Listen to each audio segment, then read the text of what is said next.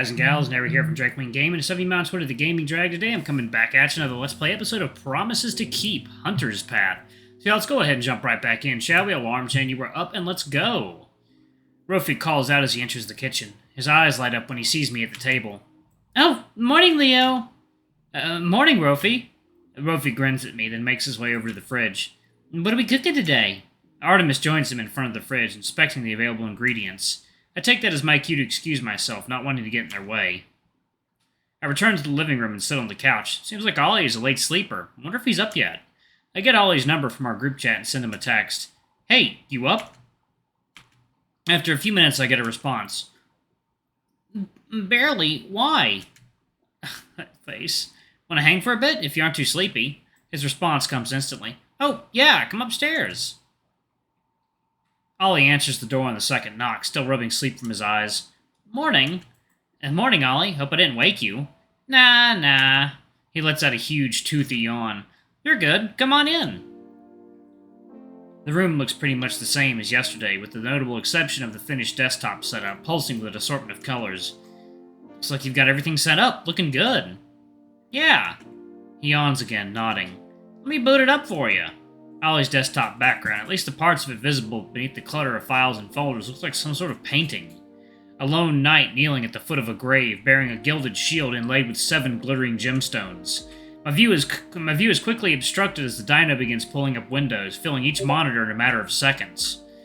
Wait, sorry, but can I get a better look at your desktop background? Oh, of course. Ollie's gentle blue eyes light up in excitement. He fiddles with the center monitor and pulls it up unobstructed. Do you recognize it? Sorry, no, it just looked interesting. Oh, that's okay. His excitement barely wavers. Seems as if he's just as happy to explain it. It's from an RPG called Tales of Wheel and Woe, one of my all-time favorites. And this is a really pivotal scene that happens towards the end, once you've gathered all 7 crystals. I won't spoil what happens, but it's a pretty famous twist. The game is known for its fantastic storytelling, which is why it's one of my favorites. I'm a sucker for story-heavy RPGs, anything I can really lose myself in. Huh, I've actually never heard of it. What's the plot about? Vaguely, I mean. I'm not sure how much I can describe without spoiling anything. Its presentation is really masterful, so just hearing about it won't do it justice. The basic setup is simple, though. You play a hero sent on a quest to collect 7 magic crystals in order to restore sunlight to a cursed kingdom. It's what they do with such a well-trod premise that makes it a masterpiece, though. It made me laugh, it made me cry, it made me think seriously about life, while also helping me take life less seriously. And it has one of the most complicated and rewarding skill trees I've ever seen. To be honest, I'd play it just for that. Wow, with such high praise, I'm surprised I haven't heard of it before. Ollie shrugs. It's fairly text-heavy and requires a lot of investment to really get into. Not everyone's cup of tea. Like, you know?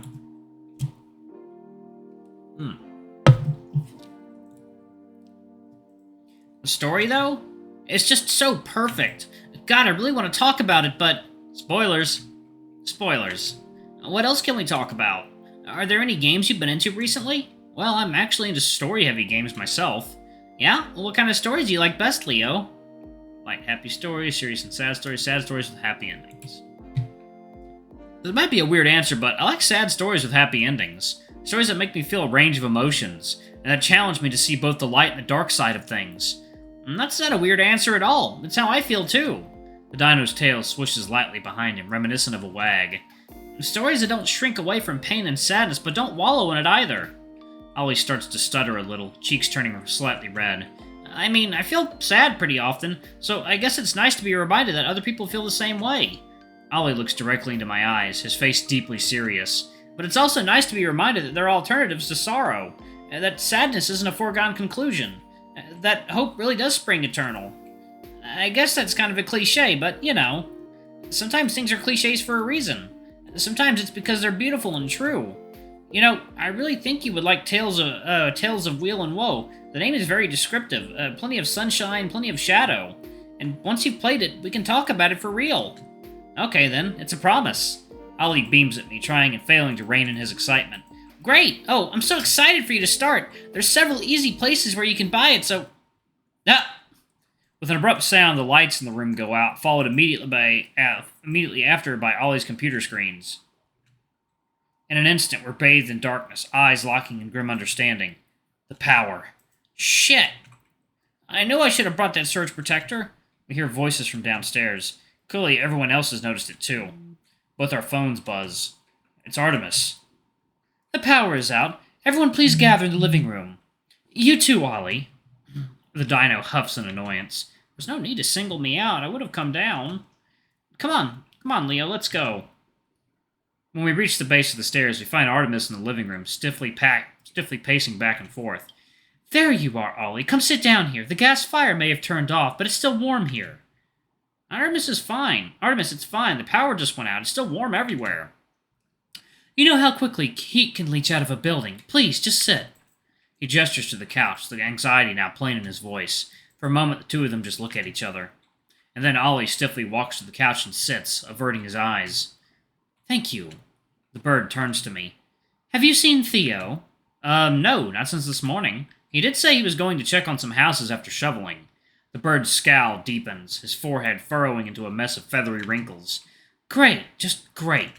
The front door creaks open and Rofi's head pops through. Hey, Artie, I grabbed Hunter just like you asked.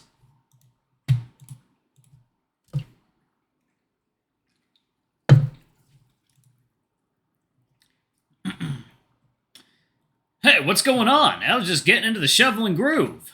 The two of them file into the house, stomping the snow off their boots. The power's gone out, Artemis says brusquely, absorbed in his phone. Here, come sit. It'll be easier to discuss when we're all in one place.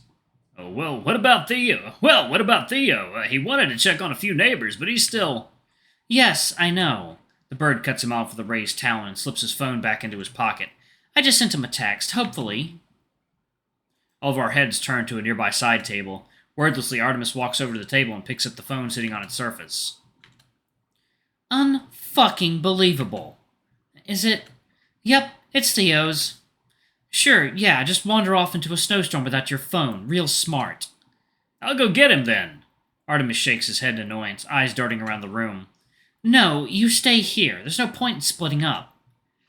Hunter hesitates for a second, then continues lacing up his boots. But he can't be that far. It'll take me a few minutes tops. And what if he's in someone's house helping them with something? Artemis snaps at Hunter. You could walk right past him and not know. The raccoon recoils slightly at Artemis's tone, then frowns and fires back. So, what? I'm just supposed to wait here? Who knows when he'll return? Yes, so we all wait here until then. What's not clicking? Better than all of us just wandering out in the snow, with no idea where we're going.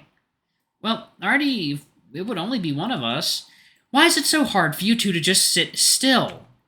Artemis's voice is hard and flinty now, something near panic reflecting in his wide eyes. At that moment, Ollie stands up from the couch and strides purposely across the living room. Ollie, where are you going? The dino stops at one of the lamps and flicks the switch a few times. Nothing. Ollie, the power is out. What are you doing? Ollie doesn't answer, just moves on to the next closest lamp. The corner of the room floods with light as the lamp turns on. Oh! Rofi's the first to break the silence, eyes wide understanding. So it was just the circuit breaker? Artemis? Ollie's voice is gentle and calm, quivering only slightly. The breaker box is down in the basement, right? Can you show me where? The bird stands speechless for a long moment, then nods. He drops his gaze and starts to shuffle towards the basement door. We'll be right back, Ollie says to the room at large, then seems to reconsider. Though it might be best if everyone sees where it is, in case this happens again. Sure, we'll come with. I motion to the other two and start following Ollie.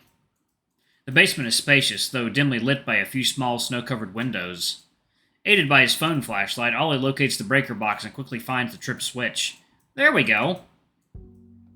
That should do it. Hunter sighs in relief and claps him on the back. Wow, good thinking, Ollie.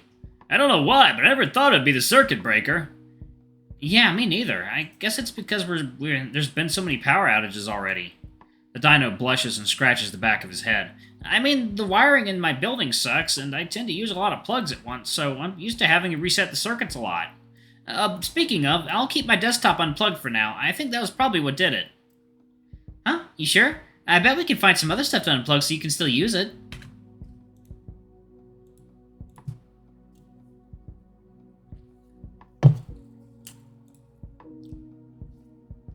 No, it doesn't seem very fair. I still have my laptop, and it's my fault that everyone got so worked up anyway. No. Artemis speaks up for the first time, sheepish and halting. It was my fault. I got a little carried away. He looks at each of us in turn. Sorry, I was just worried about... His eyes flick to Ollie for an instant. About everyone. I was trying to keep everyone safe and calm, and I didn't do a good job of that. Hey, no worries, bud. Hunter reassures him softly. No hard feelings, okay? We were all a little stressed. Yeah, we're all friends here. Don't worry about it, Artie. The bird scratches his head and smiles slightly. Thinking about it, I guess Rofi was right. It was starting to feel like we were all friends, even though some of us had only met yesterday. Let's head back upstairs, huh? I think we might have left the stove on. Oh, right. Artemis turns and hustles back up the stairs, and we all follow, sharing smiles with each other. I hang back with Ollie as we re-enter the living room, and folks start to go their separate ways.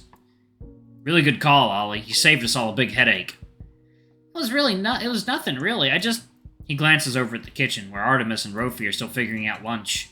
Here, follow me up to my room again. I want to make sure everything's disconnected properly. Sure. As he goes to work unplugging the various computer wires, Ollie talks to me quietly from underneath the desk. This may seem a little strange to say, but please don't think badly of Artemis because of this. He can just be a little overprotective at times, especially when it comes to me. Yeah, I could tell, to be honest. But I promise it doesn't come from a place of malice. He can be a little controlling, but only when he's worried about someone.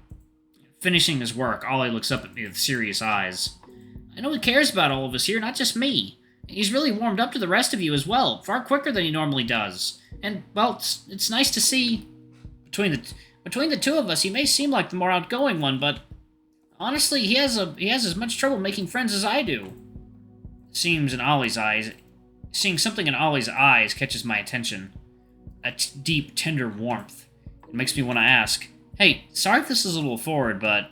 Ollie blinks at me questioningly. Are you and Artemis, a thing? A thing? Oh! Ollie turns redder than anyone I've ever seen. Far redder than Rofi. Impressive for such a green dino. Oh, you mean no. We're not, a thing. Ollie mumbles, frantically twiddling his claws, eyes shooting around the room. Hey, I'm sorry, I shouldn't have pried. I just based on the way you two talk to each other. I guess I just wouldn't be surprised if everyone else was thinking the same thing.